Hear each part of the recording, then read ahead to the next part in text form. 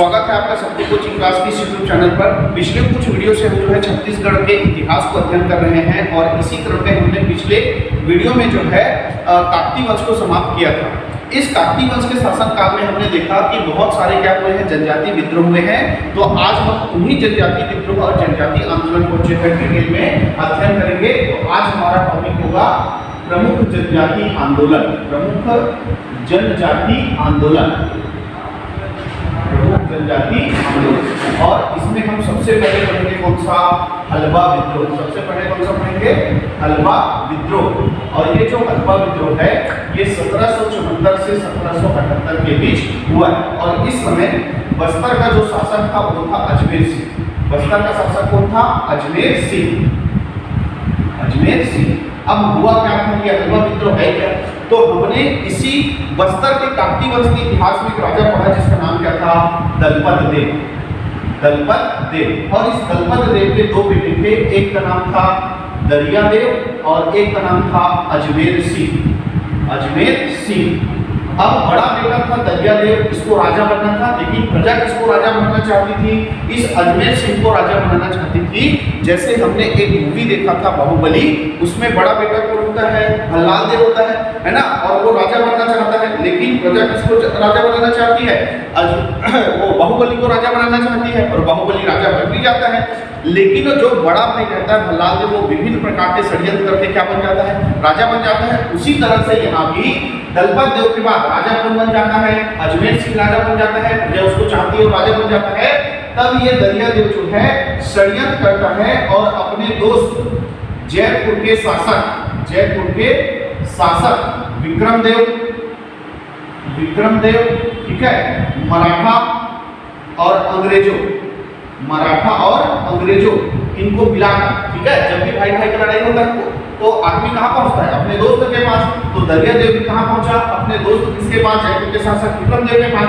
दोनों ने कहा कि अगर हम दोनों मिलकर अजमेर सिंह के ऊपर आक्रमण करते हैं तो हम अजमेर सिंह को नहीं हरा पाएंगे। इसीलिए इन दोनों ने मराठा और किसका साथ लिया? अंग्रेजों का साथ लिया और इन सबके साथ मिलकर अजमेर सिंह के ऊपर युद्ध किया।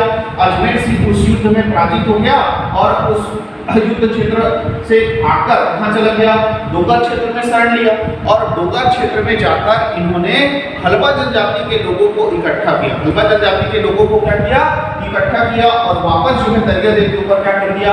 आक्रमण कर दिया। और इस आक्रमण में अजमेर सिंह के साथ साथ बहुत सारे हलबा जनजातियों की क्या हो गई? मृत्यु हो गई। बहुत सारे हलबा जनजातियों की मृत्यु हो गई।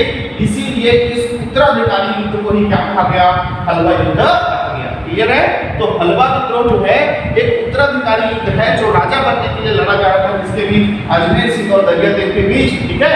और इसकी शुरुआत डोगर क्षेत्र से हलबा जनजातियों के सहयोग से अजमेर सिंह ने किया था और इसमें अजमेर सिंह की मृत्यु हो गई और साथ ही हलबा जनजाति के लोगों की मृत्यु हुई थी। इसीलिए इसको क्या कहा जाता है? हलबा विद्रोह कहा जाता है। और इसी को माना जाता है छत्तीसगढ़ का पहला जनजातीय विद्रोह। तो छत्तीसगढ़ का पहला जनजातीय विद्रोह कौन सा है बोलेगा? तो वो कौन सा है? हलबा विद्रोह है। सबसे पहला जनजातीय विद्रोह कौन सा है छत्तीसगढ़ का? तो वो है हलबा विद्रोह। अब इस हलबा विद्रोह का परिणाम क्या निकला? तो इस हलबा विद्रोह का परिणाम ये निकला कि दरिया देव ने 6 अप्रैल 1778 को कोटपाट की संधि की। कोटपाट की संधि, ठीक है। कौन सी संधि की? कोटपाट की संधि की। तो जिन लोगों ने इस दरिया देव को राजा बनाने में क्या किया था? मदद किया था, सहायता किया था, तो उन्हीं लोगों के साथ अब दरिया देव जो है क्या करेगा? कोटपाट की संधि करेगा। तो एक तरफ कौन रहेगा? दरिया देव और दूसरे तरफ कौन रहेगा?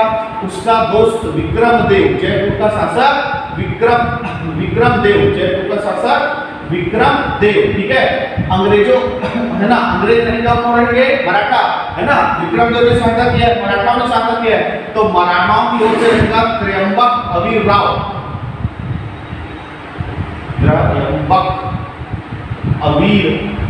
राव, ठीक है।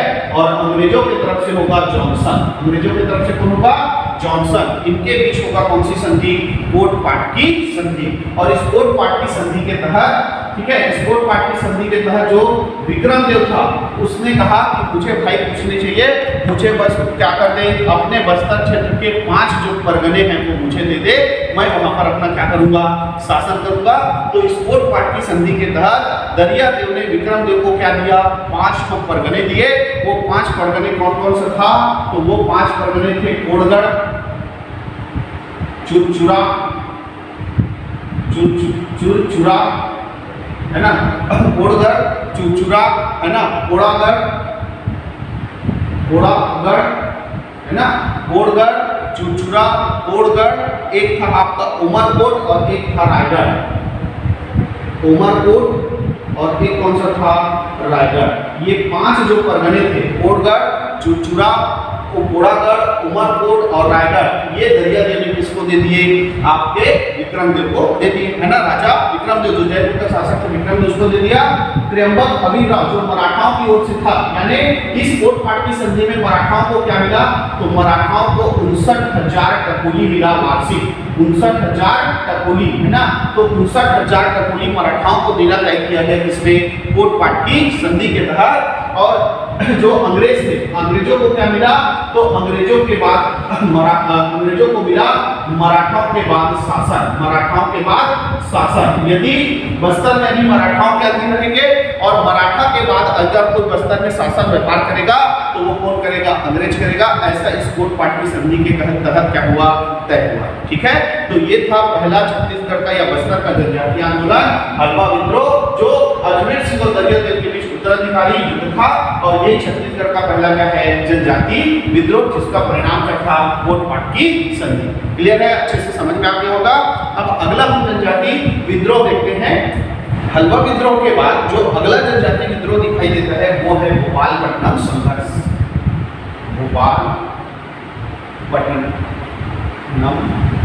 संघर्ष ये हुआ था 1795। कब हुआ था, 1795 में। और इस समय बस्तर का शासक था कौन, दरियादेव। बस्तर का शासक कौन था, दरियादेव। अब ये हुआ क्यों था, तो इस समय एक अंग्रेज अधिकारी था जिसका नाम था कैप्टन ब्लंट।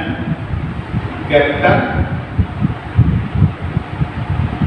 ब्लंट ये जो है इंद्रावती नदी को पार, इंद्रावती नदी को पार कर कहाँ जाना चाहता था, बीजापुर जाना, भोपालपट्टनम जाना चाहता था। बीजापुर का क्षेत्र कहाँ जाना चाहता था, भोपालपट्टनम जाना चाहता था, है ना।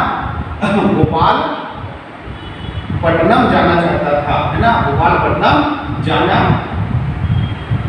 चाहता था, ठीक है। तो ये जो कैप्टन ब्लंट था इंद्रावती नदी को पार करके कहाँ जाना चाहता था, भोपालपट्टनम जाना चाहता था। कुछ अंग्रेज सैनिक इनके साथ थे, लेकिन जैसे ही ये बस्तर के सीमा पर पहुंचा, बस्तर की सेना ने इसको क्या कर दिया, रोक लिया, बस्तर में प्रवेश करने ही नहीं दिया। और ये घटना थी 12 मई 1795। 12 मई 1795 को बस्तर की सेना ने कैप्टन ब्लंट को सीमा पर रोक दिया। 1 दिन बीत गया, 2 दिन बीत गया, बस्तर की सेना जो है कैप्टन ब्लंट को अंदर प्रवेश करने ही दे रही थी बस्तर के। ऐसा संघर्ष जो है 17 दिन तक चलते रहा। कितने दिन तक, 17 दिन तक जो है चलते रहा। बस्तर की सेना ने बस्तर की सीमा पर रोक कर रख दिया किसको, कैप्टन ब्लंट को। और अंततः कैप्टन ब्लंट को क्या करना पड़ा, अपना निर्णय बदलना पड़ा। उसने बस्तर में प्रवेश करने के निर्णय को खंडित किया, मतलब भोपालपट्टनम न जाके वो वहां से क्या हो गया, वापिस हो गया। 28 मई 1795 28 मई 1795 को वापस हो गया। और यही घटना जो है किस नाम से जाना जाता है, भोपालपट्टनम संघर्ष के नाम से जाना जाता है। क्लियर है। और वापस लौटते समय कैप्टन ब्लंट जितने हैं कांकेर का यात्रा किया। कहाँ का यात्रा किया, कांकेर का यात्रा किया, ठीक है। तो क्वेश्चन आता है कि भोपालपट्टनम संघर्ष के बाद लौटते वक्त जो है कैप्टन ब्लंट ने कहाँ की यात्रा किया था, तो कहाँ का यात्रा किया था, कांकेर का यात्रा किया, ठीक है। तो इसके बाद हम अगला जो है जनजातीय विद्रोह देखते हैं। भोपालपट्टनम संघर्ष के बाद जो अगला विद्रोह दिखाई देता है जनजातीय विद्रोह, वह है परलकोट विद्रोह। परलकोट विद्रोह, परलकोट विद्रोह ये आपका हुआ था 1825। कब हुआ था, 1825 में हुआ था, ठीक है। ये किस राजा के समय हुआ था, तो इस समय राजा था कौन, मणिपाल देव। शासक कौन था, मणिपाल देव। मणिपाल पाल देव, ठीक है। और महिपाल देव पहला राजा था जो ब्रिटिश अप्रत्यक्ष ब्रिटिश शासन का पहला क्या था, राजा था, है ना। अप्रत्यक्ष ब्रिटिश शासन के अधीन पहला काफी राजा था कौन, महिपाल देव। यानी महिपाल देव जो है मराठाओं के अधीन था और मराठा अप्रत्यक्ष रूप से किसके अधीन हो गए थे, ब्रिटिश के अधीन हो गए थे। तो ब्रिटिश लोगों का हस्तक्षेप जो है बस्तर में चालू हो गया था। बस्तर में जो है ब्रिटिश जो है मराठाओं के थ्रू, मराठाओं के द्वारा जो है वहां पर कुछ नीति लागू करते थे जो कि जनता का क्या करता था, शोषण करता था। तो मराठों और अंग्रेजों के शोषणकारी नीति के विरुद्ध, है ना, क्या क्या कारण था, मराठा और अंग्रेजों की गलत नीतियां, गलत नीतियां, शोषण, है ना, शोषण, और साथ ही जो बंजारे लोग क्या करते थे, लूट लेते थे लोगों को। उन बंजारों को बस्तर से भगाना, है ना। इन सब कारणों के कारण ही जो विद्रोह हुआ उसी को क्या कहा गया, परलकोट विद्रोह कहा गया, है ना। तो कारण क्या था, मराठा और अंग्रेजों की गलत शोषणकारी नीतियां जिससे जनजातियों का शोषण होता था। और बंजारा जो लोग थे वो क्या करते थे, लोगों को लूट लेते थे, उसका कुछ हिस्सा अंग्रेजों को जाता था, है ना। ऐसा वहां पर सिलसिला चल रहा था जिसके कारण अंग्रेजों के इस गलत नीति, मराठाओं की गलत नीति के कारण जो वहां की जनजातियां थी, वहां की जनजाति लोग जो थे उन्होंने परलकोट के जमींदार गेंद सिंह के नेतृत्व में क्या कर दिया, विद्रोह कर दिया। गेंद सिंह के नेतृत्व में क्या कर दिया, विद्रोह कर दिया। और 24 दिसंबर 1824 को 24 दिसंबर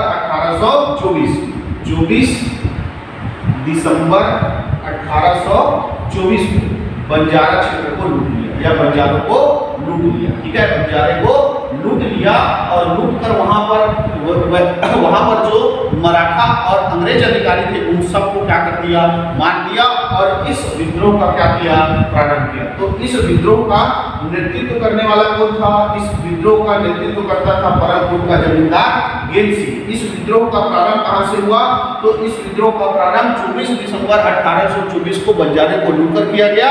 और इसी लूट के बाद जो है मराठा और ब्रिटिश अधिकारियों को, जो जनजाति लोग थे, विद्रोही थे, वो सब क्या करना चालू कर दिए, मारना चालू कर दिए। जगह जगह ये सिलसिला चालू हो गया।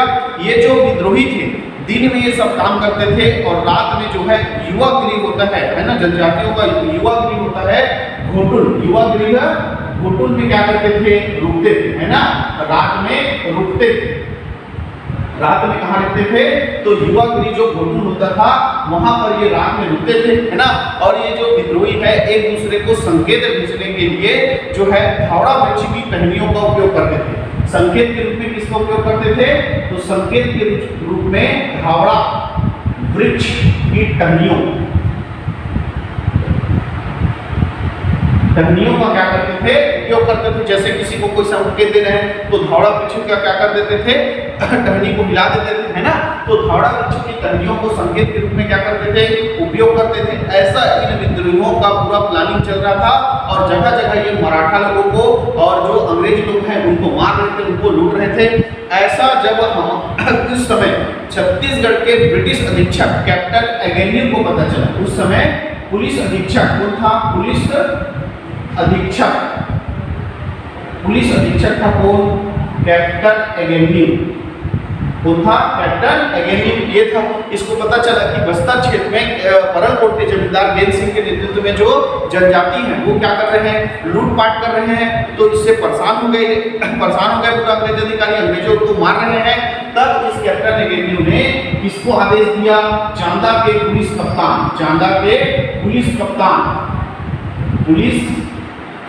कैप्टन, है ना, पुलिस कैप्टन पेवे को कहा, चांदा के पुलिस कप्तान पेवे को कहा कि आप किसी भी हालत में जाओ और गेंद सिंह को जिंदा या मुर्दा पकड़कर लेके आओ, इस विद्रोह को क्या करो, शांत करो। तब जो कैप्टन पेवे है उसने अपने सैनिकों के साथ जो है पूरा घेरा, इन लोग को जितने विद्रोही थे उनको घेरा।